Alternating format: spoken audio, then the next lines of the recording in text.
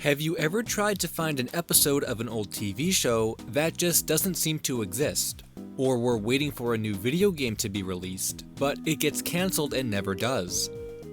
Content that becomes unavailable to the public is known as lost media, and I'm sure you've come across it before, whether you realized it or not. But something I'm sure you haven't come across before is lost media that relates to adult content. Animations and games that were meant for after-hours use, or content that would be so shocking to fans of the medium, we're not even sure if it exists. Despite the first impressions these topics might give you, the stories behind them are really some of the most interesting and surprising within lost media. So let's discover some dirty secrets about some of our favorite series and companies. Don't worry though, it won't get too graphic, but the subject matter is not safe for work, so I don't think there's a more fitting way to start talking about adult lost media than by discussing what could be considered the most infamous piece of it. Mickey and Minnie adult animation.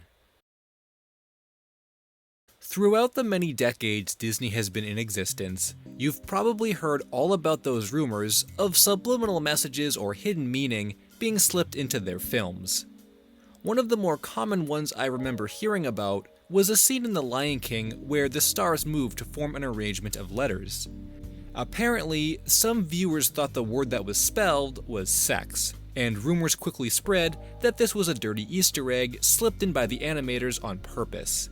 However, that's not the case at all, as it's more commonly believed that these letters say SFX, which is a reference to the special effects team who likely slipped it in as an Easter egg to themselves. However, there exists a larger Disney mystery that has remained unsolved to this day, which has taken on a life of its own to become an urban legend. The story goes that allegedly, back in 1936, Roy Disney encouraged the employees of the company to throw a surprise party for Walt on his 35th birthday. While organizing the party, some animators thought it would be funny to create a special animated short of Mickey and Minnie doing some X-rated things to each other and screen it at the party for Walt. This happened as planned, and to the surprise of many, Walt laughed at the short and noted the high quality of animation, before asking who was responsible for it. 2 animators came forward. They were immediately fired, and Disney left the building without saying another word. All copies of the short were ordered to be destroyed, and no one has seen it since. And at the same time, no one has actually been able to prove the animation exists in the first place. The first time this short's supposed existence was made public is in a 1994 biography of Disney called Walt Disney, Hollywood's Dark Prince, which has caused controversy in itself for the amount of inconsistencies and errors claimed by those who have worked closely with Disney before. Though it has been stated that Disney was very conservative around the office and didn't allow any kind of sexuality in his films, so in one way it does seem like a pretty believable joke to play on him. Unfortunately, what makes this topic so difficult to research is the fact that it happened decades ago, and most of the people who would have been around during that time have passed away. I'm sure if it did exist, Disney would never let it get out, which means the only way to prove its existence would be to find a copy outside of the company. This is unlikely, but not impossible, as Mickey Mouse in Vietnam, an unlicensed short that had become famous for its content, was found in a scrap bin nearly 50 years after its creation. Evangelion AIDS PSA. Anime and manga often have elements of fan service within them, and there are whole genres of the two focused on that kind of thing anyway. So it's pretty interesting when you think about a mainstream show crossing over into that territory that wasn't intended for its primary audience. Kinda. Evangelion is a series recognized by nearly everyone and was at the height of its popularity in the late 90s. The show's main characters during this time were voiced by Spike Spencer and Tiffany Grant, who have had many different roles in television and video games throughout the years. It goes without saying that they're experienced with the industry, and it was for that reason one of the most famous pieces of anime-related lost media had existed. During this time, the city of Houston was looking for a couple voice actors to star in a radio PSA about unprotected sex, to warn people about AIDS, and Spike Spencer's studio thought he'd be perfect for the job. He agreed and asked Tiffany Grant if she would be interested in playing the other role, to which she agreed, and the recording commenced. Each role was recorded separately, with a third voice acting as the narrator, stating, "One of these young people is killing the other," with facts about the dangers of unprotected sex. Apparently, Spencer and Grant's voice acting was so believable that the whole project was scrapped and was never played on the radio. However, over the years, this story was passed around and spread throughout the community, to a point where its actual origin and message became misremembered, of which it became known as the Evangelion AIDS PSA. Even to this day, people still refer to it by this name, but Grant has gone on record to say the project had nothing to do with Evangelion. It was just a funny coincidence that both voice actors happened to also voice characters in the series, so in some relation, you can view it as Shinji and Asuka getting intimate. But at this point, you might be wondering how on earth such an obscure recording could have ever seen the light of day. Well, it was confirmed that at least one copy of the recording was still in existence, as Tiffany Grant has stated she owns a copy on cassette tape. However, it remained unreleased for 21 years until YouTuber Redbard reached out to Grant, who confirmed it was still in a box in her bedroom. Shortly after, she uploaded the entire recording and released it to the public, which is pretty important since it's unknown how many other copies still exist. Nintendo fascination. When you think about Nintendo and the history of the company, I'm sure the last thing you think about is how inappropriate or mature their games are. They've pretty much always been about kid-friendly stuff, and have never really experimented with themes that were too dark for its demographic to understand, much less appeal to an older audience with fan service. In fact, I've been playing Nintendo for decades, and the amount of fan service I've seen in their content is nearly non-existent. The only things I've ever seen that could remotely be considered fan service was a sticker in which Peach showed some shoulder, and some official Super Mario World artwork of her lounging in a bikini. Needless to say, this is pretty harmless, and you won't find anything much worse than that even during that era. Though, if you want to dig through Nintendo's secrets, we have to go all the way back to the earlier days of the company, in 1974. This is when the iconic game Wild Gunman first released in arcades, and unlike its NES counterpart, which was released 10 years later, this original iteration used 16mm film and would play out the scenes in live action as the player shot at the screen. Wild Gunman, however, was not the only game Nintendo planned to create using this technology, which is when a game known as Fascination also began development. Unlike Wild Gunman, which is more of an action game with gun battles, Fascination took a more casual approach and put you in front of a Swedish woman who would dance around the screen. When she strikes a pose, that was the player's cue to shoot the screen, and instead of hurting her with the gunshot, an article of her clothing is removed, which continues until she's completely nude. There aren't any videos of this game in existence, and hardly any pictures either. The only image is a low-resolution photograph of the game taken from a book. It's believed Nintendo never released the game simply because of how adult in theme it was, though Gunpei Yokoi has stated it never released due to its mechanism being too complicated and fragile. Miss Peach World. If you're familiar with the NES library, then I'm sure you've heard all about the weird and unlicensed games that were released for the system without Nintendo's permission. Stuff like Action 52 and Caltron 6-in-1 are some of the more popular titles when it comes to this area, but if you've heard of those games, then there's a chance you've come across some that are even more obscure, like Bible Adventures or Secret Scout. And if you're familiar with those games, then there's a pretty high chance you've heard of the Pan-Asian games, which include Peekaboo Poker, Magic Bubble, and Hot Slots. The infamy surrounding these three is the fact that they feature adult imagery and nudity. But all things considered, these games act as their own entity, and it's unlikely you'll run across them anyway. However, if you happen to be browsing unlicensed games and came across a Famicom cart that used artwork of Peach flying through the air, would you check it out?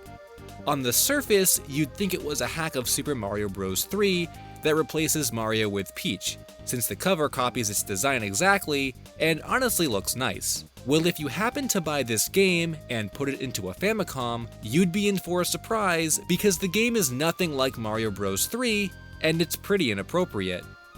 The game itself is a hack of Sunday Funday, another unlicensed game made for the NES by Color Dreams, though much of the original gameplay here has stayed the same. The hack is mostly graphical in that it changes the appearance of the boy character to a Marilyn Monroe lookalike, with the final boss changing his appearance from a demon to a syringe-shooting doctor. Most notably, however, is the fact that all cutscenes in the game have been replaced by pictures of nude women. It's for these strange choices that the game became infamous over the years, as more gameplay videos appeared on YouTube, and for a while its ROM was completely unavailable. This was until August 2017 when the game got dumped by a user of the Lost Levels website named Famiac. Despite this, the physical game is very hard to come by, and prices for a copy remain high, since there seems to still be a lot of mystery with its development. Popeye and Betty Boop, Welcome to Miami.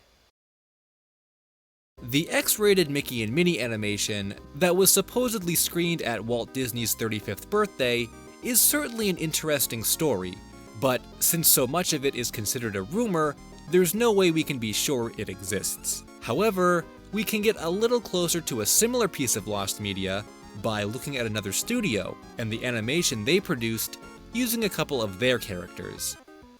Fleischer Studios of Popeye and Betty Boop fame were a popular animation studio back in the day and were headquartered in New York at the beginning of their career. Eventually, though, they decided to move the studio down to Florida, which is a pretty big move across the country. So, as a thank you, they decided to throw a party and put together a special video for the animators. This became known as the Welcome to Miami party, and the video that was screened became known as the X-rated Popeye and Betty Boop short. The short was produced by Max Fleischer himself, and was fully animated with backgrounds, voice acting, and a music score. It shows some humorous scenes of Popeye meeting Betty Boop in Florida before changing to the characters being intimate with each other. Popeye even grows tired during this part, so he eats some spinach to finish the job. It seems like this animation was received much better than Mickey and Minnie, with it becoming more of a studio joke and no one being fired for it. For that reason, it's been claimed that after this screening, the film was locked away into a safe and only shown to special guests. But in 1942, when the Fleischer brothers were kicked out of the studio by Paramount, the reel mysteriously vanished. This story does sound like more of an urban legend by the end of it all, but the information comes from the website of Jim Hill, who has claimed he interviewed Fleischer animators who have stated they were at the Welcome to Miami party. While it's unknown who these employees were or where the animation ended up, there's been some interest in getting more information about it and trying to find a copy. Some users claim to have seen the animation screened at film festivals, and there's another claim that the animation appeared in X-rated cartoon VHS tapes in the 80s. It's up for debate whether or not this Popeye Betty Boop animation exists, but given what we know about it and how believable the details are, I wouldn't be surprised if it's out there somewhere. SpongeBob Adult Party Cartoon. It seems like there's always been an interest in adapting cartoons you'd see on Nickelodeon or Cartoon Network into adult versions. I'm not sure if that comes from fans of these shows who grew up and want to see something more their age, or just people who like the idea of shocking viewers by making the show more grown up. But this idea has existed for decades and can even be seen in official episodes that exist. Back in the 90s, there was an episode of Dexter's Lab that had the evil clones of the main characters swearing in every sentence. However, it was deemed too inappropriate and was never aired. Then you have the likes of Ren and Stimpy with their adult party cartoon, though this adaptation was done rather poorly, and the series was cancelled without having its remaining episodes even air on TV. But then you have the adult shows, or even just concepts of them, that lead to such a whirlwind of discussion, it's a wonder what would have happened if they actually existed. SpongeBob is the perfect kind of show for this comparison because of its huge popularity, but also for how the show could be changed or marketed to that specific adult audience. In the early 2000s, rumors began spreading online of an offer Spike TV had proposed to Steven Hillenburg, which involved making a SpongeBob adult party cartoon for an older audience. This was right around the time Ren and Stimpy adult party cartoon was cancelled, so it seemed possible that they wanted to give it another try. However, that would never see fruition.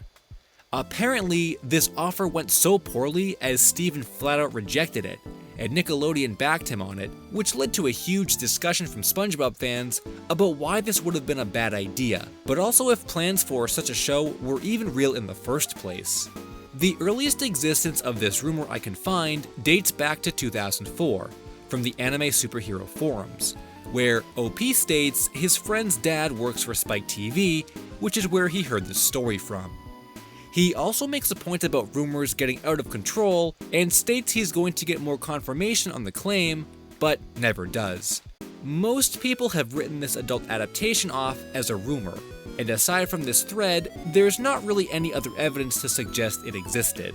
But there is one drawing that might change your mind a little. In May 2020, some concept art was posted online depicting SpongeBob and Patrick having gone wild. This art originates from the Twitter account of a storyboard revisionist who works on the real SpongeBob show, but its use and origins are unknown. I think it was probably just a joke that was passed around the office since the designs look more modern than what would have been made back in the early 2000s. The Rescuer's nude photo. Remember earlier in the video, I mentioned the idea that Disney animators purposely put subliminal messages or hidden meanings in their films? This was actually a pretty common belief that existed throughout their films of the 90s, but in every case, there's really no evidence or proof to suggest inappropriate material was put into the films on purpose. People will believe what they want to believe, and a lot of times it's just the viewer who interprets it the wrong way. However, that really only applies to subliminal content, so when you have photographic evidence right in the middle of the movie, it can't really be denied. While this topic doesn't really count as lost media since it was never really lost, it is something that people didn't know about for decades, and I'm surprised it never reached lost media status to begin with. Disney fans who have gone through their older works might remember The Rescuers, a film that follows the adventure of two rodent characters. While there's no discussion about hidden meanings or anything like that in the movie, there was arguably a much bigger problem spotted in the background of one of the scenes. This segment has the main characters flying through the city and passing by a building with windows. Upon first glance, there's nothing in the windows, until the film is paused and moved frame by frame. Then the issue becomes clear. In two non-consecutive frames of this scene, the photograph of a topless woman appears in the window as if she's inside the building. This is completely legit, as in 1999, Disney issued a recall of some VHS releases in which the photo appears. Though, according to Disney, the image was inserted into the film nearly 20 years ago, which means it was likely present in the original theatrical release. However, the images go by too quickly to be noticed by a normal viewer, which is why no one even knew about the controversy until Disney announced it. Disney also states that these images were placed in the film by post-production and wasn't intentionally put there by any of the film's creators. The 1992 print of the film doesn't contain these images at all, and it was never discovered who actually put them there or who the woman is. Needless to say, you won't find this version being used in modern-day releases. Tinkerbell and Jiminy Cricket After Hours. We've already talked about two animations with stories that have gone down in infamy, even if the existence of the shorts themselves is up for debate. However, there is yet another claim involving two very popular characters getting wild in an X-rated scene that has never seen release and remains a rumor. Though the difference between this one and the others is that we actually have a handful of names connected to its creation, and by far, it's been my favorite story to research out of all the topics discussed here. We're going back to Disney with another recollection of a secret project that was passed around the animation studio without Walt or any Disney official having knowledge of its existence.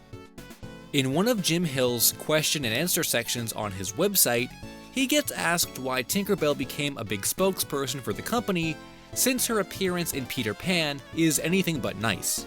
Jim responded by stating it was a decision Walt made to clean up her design and make her more friendly, which apparently didn't sit well with the animators. So as a result, a special project took place. This project was a 10 to 15 second pencil sketch short, without ink, paint, or even sound, that depicted Jiminy Cricket and Tinkerbell getting intimate. However, that's not the most interesting part, since a short pencil sketch isn't much of anything compared to some of the animations we've talked about, but rather it was how the short was used that's so interesting.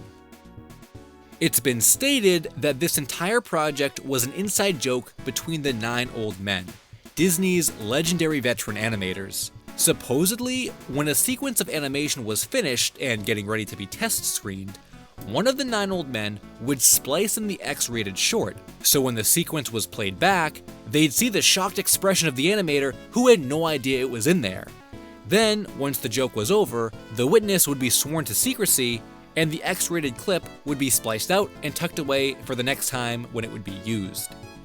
Jim states in his response that this animation is not an urban legend and that veteran animators who worked at Disney in the 1950s and 60s recalled the short very clearly, and that apparently younger animators who started working there in the 70s and 80s don't recall ever seeing it but have heard about it. This has led to some speculation that once the creator of the short retired, they took it with them, and it hasn't been seen since. Similar to the Popeye Betty Boop story, which was also detailed from Jim's website, no specific names of employees who were interviewed were mentioned, but we do know who the 9 old men were.